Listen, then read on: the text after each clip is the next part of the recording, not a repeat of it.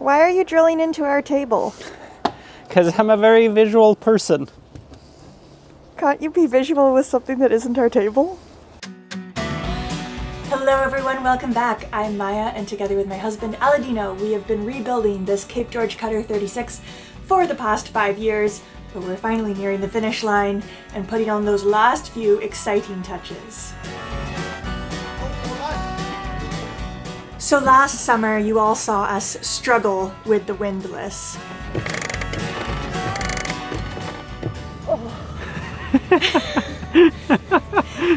Our boat came with a manual windlass, and when we launched for our first ever sea trial last summer, we were hand cranking the windlass up, and let's be honest, mostly I was hand cranking the windlass up, which was, to be fair, good exercise. It felt really good, but sometimes you just want to be able to get the chain on board the boat faster. That was really the main issue, not the exercise, but the speed at which this manual windlass operated. It took like 20 minutes to get the chain on board.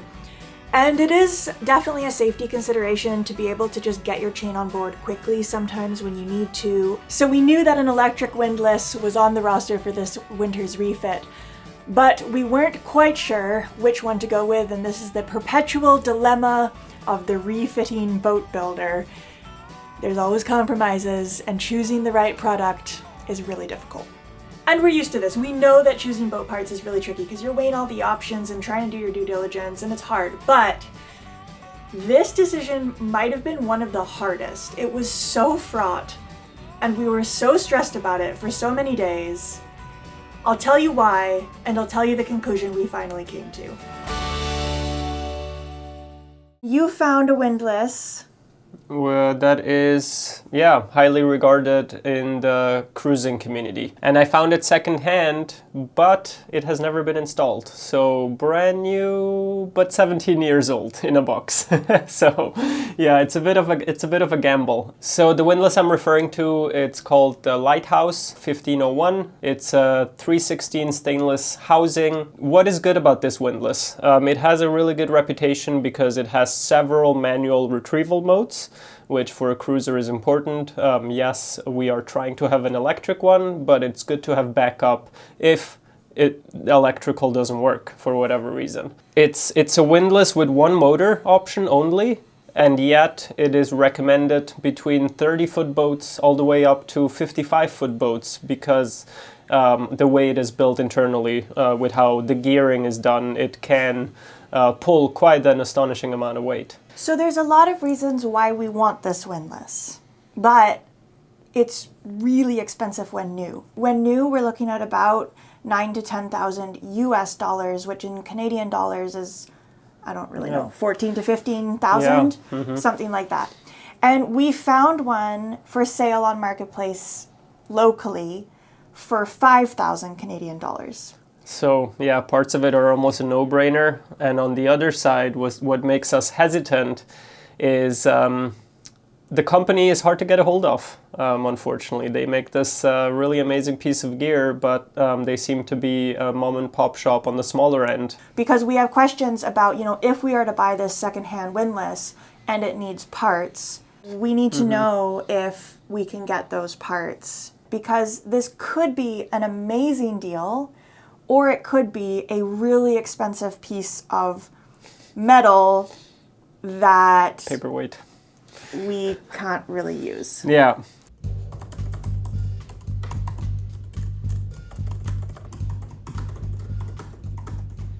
Welcome to my little workstation off the boat. One of the big problems is that the secondhand Lighthouse windlass that we're looking at, the chain gypsy is not the right kind for the chain that we have, so we would need to get a new chain gypsy.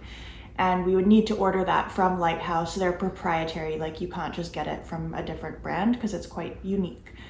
So that's a really big thing because we need to figure out, are they available?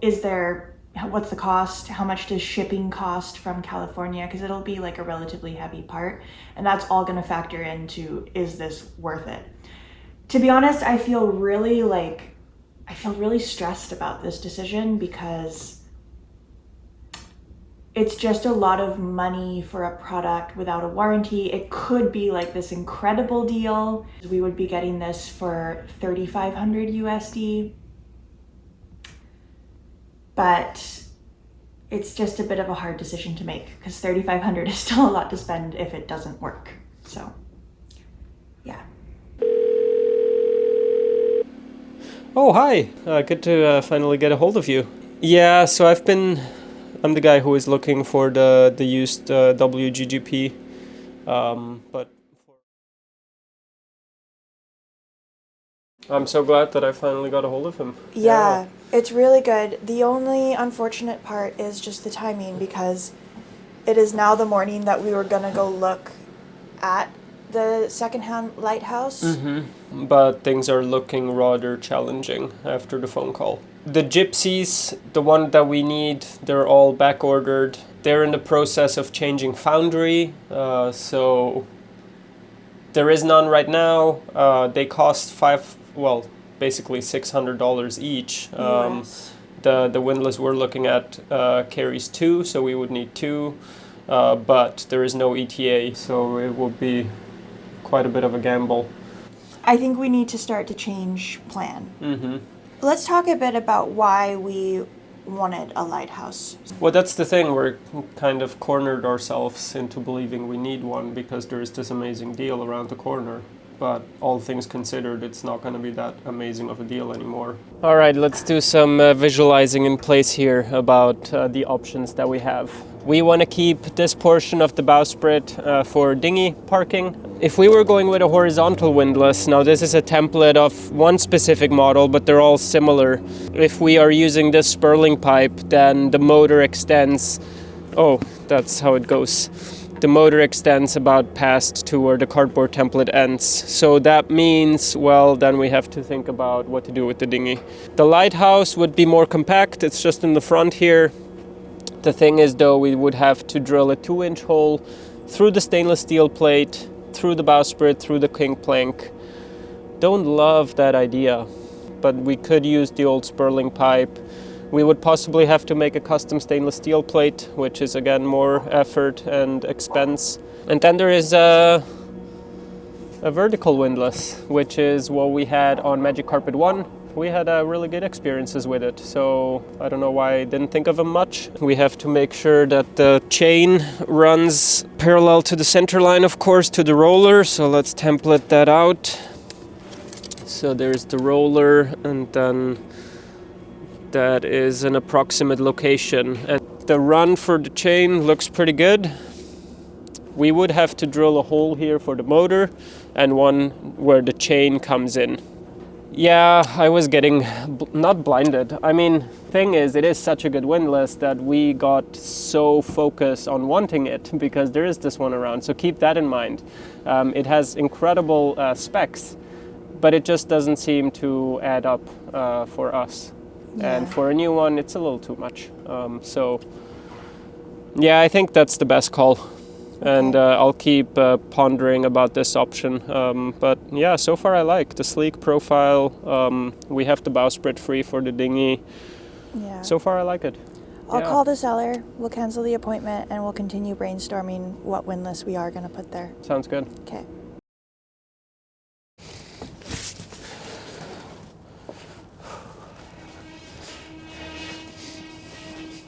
Look at that smile. Oh my goodness. Oh, wow. Now this is really, really exciting. So our windlass has arrived in the mail. So this is what we chose. A Maxwell RC 1010. Now it's a pretty powerful motor, 1200 watts. And the Gypsy is made for 3/8 chain, which is what we have. Huge thanks to Charlene for donating this very exciting product to us. Yeah, Charlene, you all might have heard the name before because she is the boat's fairy. Fairy godmother. Fairy godmother, yeah. So thank you very much. That is so exciting. Mm-hmm. Yeah, Charlene just... I don't actually have the words at this point. No, we don't. She goes so above and beyond to support this project and support us, and just is the kindest person. I mean, it's just unbelievable. Indeed, So, yeah. I also feel I feel this incredible sense of peace and calm to have arrived at this decision, which tells me it's the right one. The whole story with the other Windlass, and it's very beguiling to feel like you're getting a really, really, really expensive piece for a comparatively very good price. This is going to be so smooth, and not to mention, it's what we're used to with Magic Carpet 1. We had something similar. Like, it just feels right on so many levels. It's so much faster than the other Windlass we were looking at in terms of retrieval speed, which I do think means a lot. Like, Magic Carpet 1, the retrieval speed was so fast, and it was great. And to offset some of the benefits that the Lighthouse would have brought us, we have decided that we're actually going to go with 2 Windlasses. We're going to keep our manual one on board. I mean, no Windlass is especially light, but this one is on the lighter side for a Windlass, certainly lighter than the Lighthouse would have been. So the additional weight isn't too much of a concern, especially in such a heavy displacement boat like we have.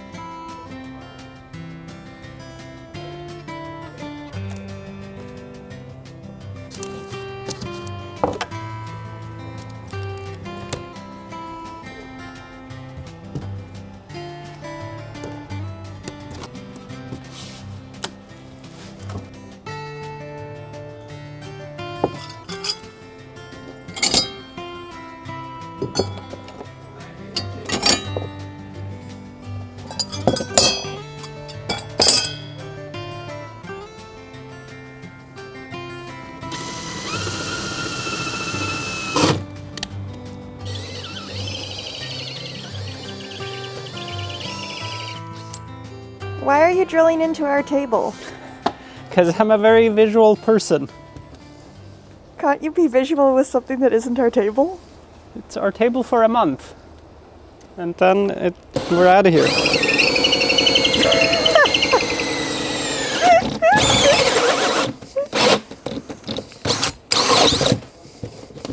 You're so funny.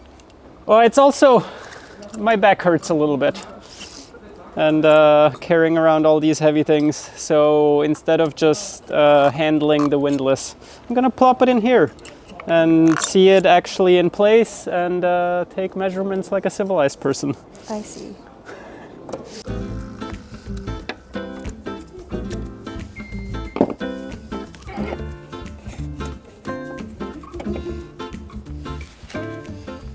We are so lucky. I am really, really happy and glad that we get to try newer things. Most of my past is keeping old things running, and that is a good philosophy too, and that is because mostly what we had was used, and so I just tried to make it last as long as possible.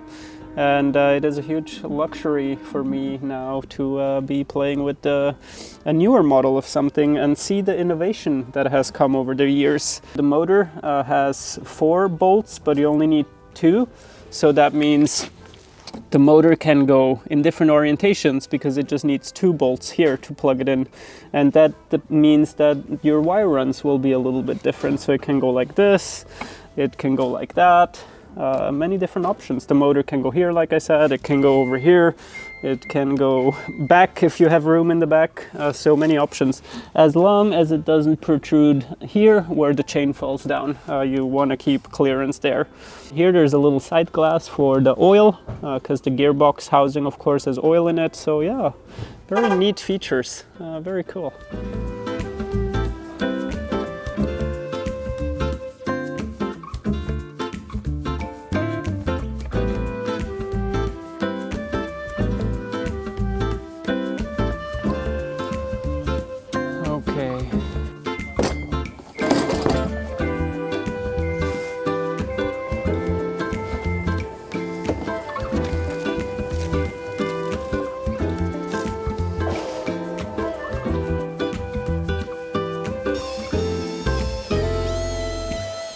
How'd it go? Good. Are you happy? Yeah.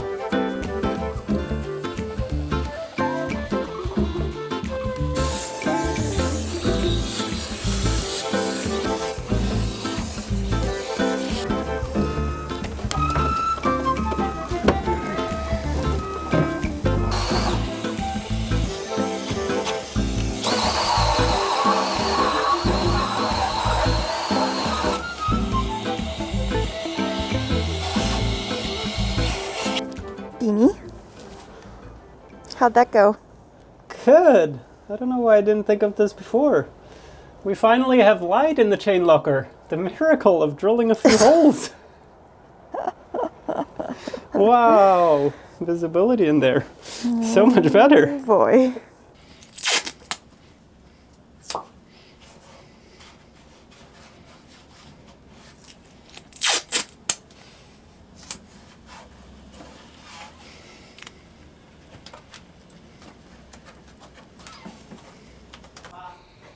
Mm, 30. It's also satisfying running out of things, which means, yeah, we're soon giving up the sea can where we're storing most of the things, and it's just, yeah, items are diminishing because they're either getting installed on the boat or we're running out, and there's kind of a satisfying thing about that too. Yeah.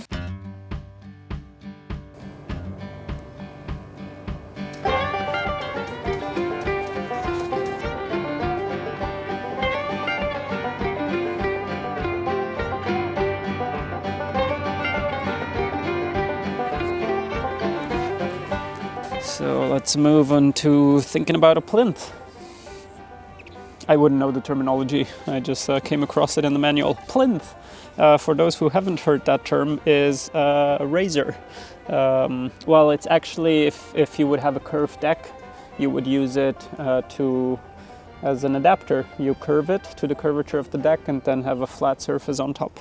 I'm sure there's many names for that.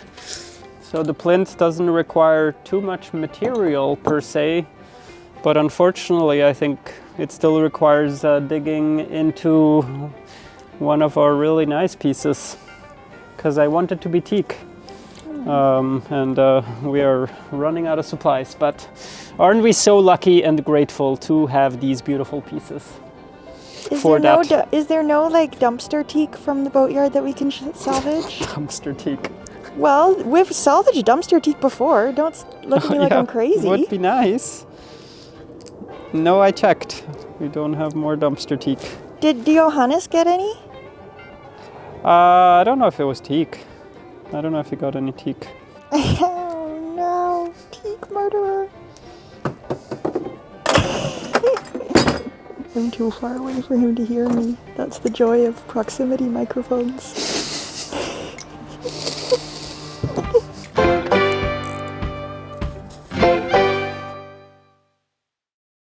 So do you want to quickly update what's just happened? Well, we have a hard time cutting into our beautiful pieces of teak, even though we don't know what we're gonna use them for. They're really beautiful, and like they made those beautiful drawer fronts. So we just went out, we found a little bit of starboard locally, so now we're thinking of how we were cutting that up instead. Yeah, so we're not going to use the teak. I was just like, Dean got his power tools out and I was like, oh God, we can't do this. So, yeah.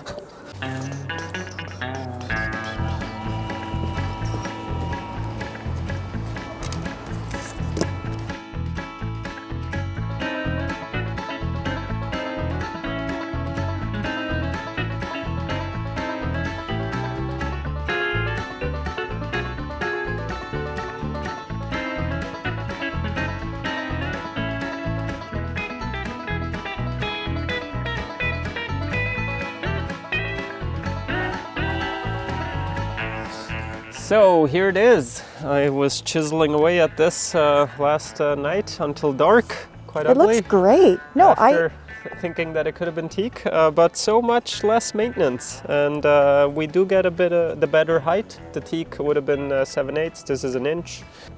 Actually, in the time lapse. Wait, I'm going to disagree with one thing. Yes. That it's uglier.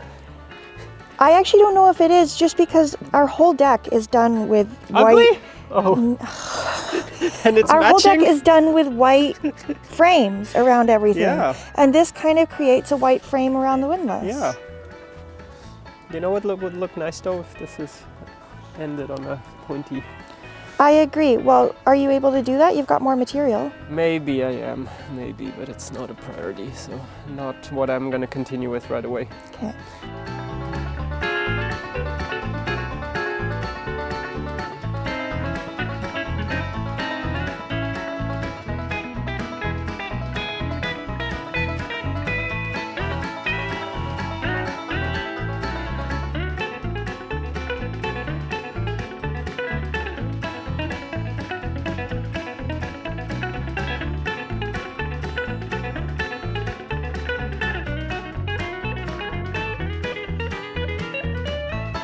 Everything good so far.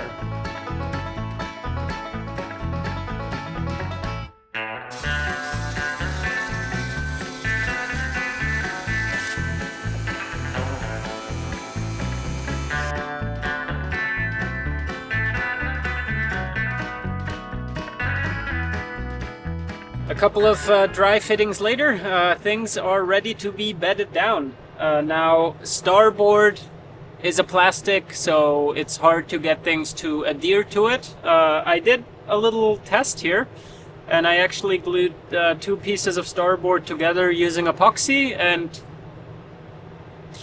I can get them apart. But regardless, I do want this to be removable. Since I have drilled all the holes, even if there's a leak, it's just a leak. Our plywood decks are not in danger. So I'm going to bed it down using Sikaflex instead. And I know that it might not adhere, it might not be permanent, but I instead made some holes for carriage bolts. So the piece of starboard will be bolted down, and the Sikaflex is literally just creating a gasket around it. So that's my game plan at least.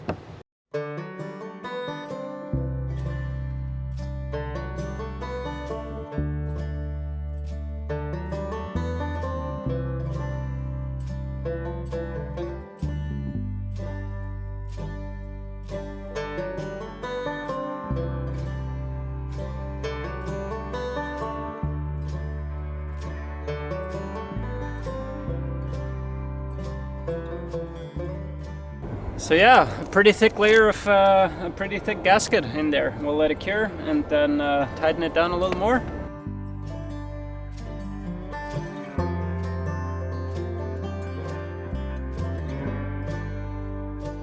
Aladino, Hello, my darling. that windlass install looks so good. Oh, doesn't it? I love it. I love it too. I think the white starboard looks great. Okay. It looks okay. And now onto a final component. The foot switches have arrived. They should make them part of the kit, hey? Everybody wants foot switches. Okay, so let's drill the pilot hole and get those in there.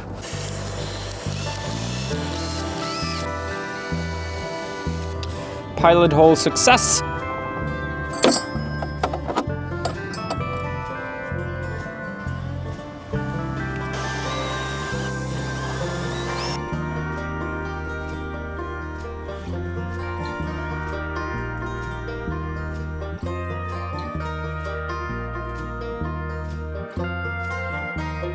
So the windlass is installed, and it's a huge peace of mind to know that it's all in place and fits together perfectly with the Maxwell and our old manual windlass right there.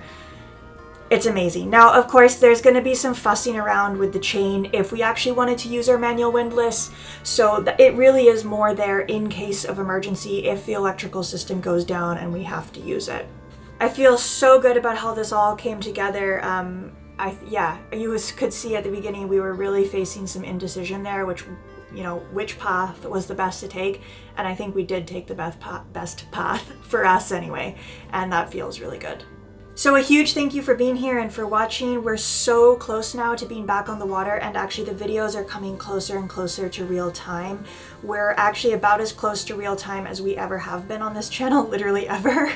So you're going to see the splash only a few weeks actually after it happens. So that's kind of nice. I know some people are always a little bothered that we're not in real time, but you know, it takes time to edit these. And if you're curious about real time, that's where Patreon comes in. We post real-time updates on Patreon every single week.